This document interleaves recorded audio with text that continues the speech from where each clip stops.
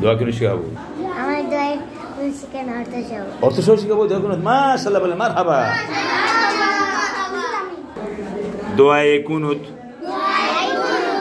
আল্লাহুম্মা আল্লাহুম্মা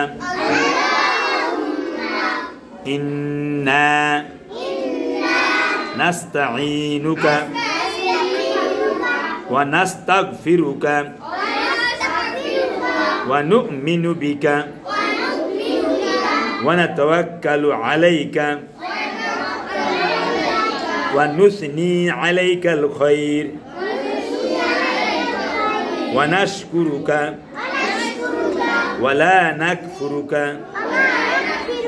ওয়া নাখলাউ ওয়া নাতরুকু মান ইয়াফজুরুকা আল্লাহুম্মা ইয়্যাকা না'বুদু ওয়া লাকা নুসাল্লি ওয়া নাসজুদু ওয়া ইলাইকা নাসআ ওয়া নাহফিদু ওয়া নারজু রাহমাতাকা ওয়া নাখশা আযাবাকা ইন্না আযাবাকা বিল কুফারি মুলহিক। দোয়ায়ে কুনুতের অর্থ,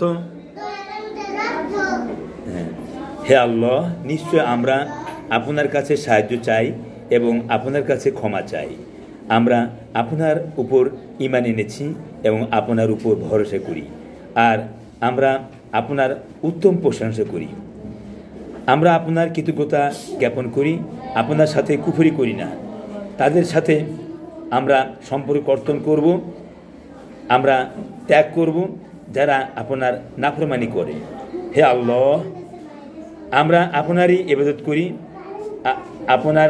আপনার জন্যই সালাত নামাজ আদায় করি, আর আপনাকে সিজদা করি এবং আপনার দিকে ছুটে আসি দ্রুত গতিতে, ও আপনার রহমতের আশা করি এবং আপনার আযাবকে আমরা ভয় করি। নিশ্চয় আপনার আযাব শুধুমাত্র কাফেরদের জন্য নির্ধারিত। বলেন আল্লাহু আকবার বলেন। সুতরাং আমরা দোয়া কুনুতের পড়লাম এবং অর্থ আমরা শুনলাম। তো কেমন লাগলো আপনাকে বলেন?